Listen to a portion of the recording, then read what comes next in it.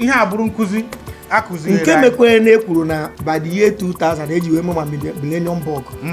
enwere prọfesọ akpọtara mgbe aha bụ ụkọchukwu Anglican na St. Bart's Anglican Church Agụda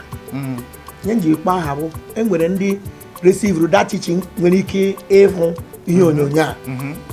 ị mana akụzichara ya ụfọdụ n'ime anyị dịka ụmụazị na-eto eto gbaa ọsọ ịmụ kọmputa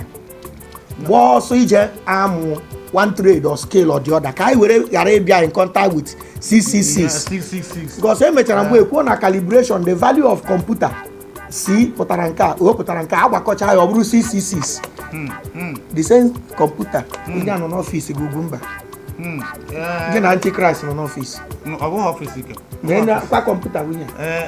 ọ hụ etu a ka TV ji dị na be gị ọkwa si na TV bụ set-top box fon anụ gwa iji ọkwa na 666 maka ọ anọda kọmputa mba hapụ ị hụrụ ihe nji wee gwa gị na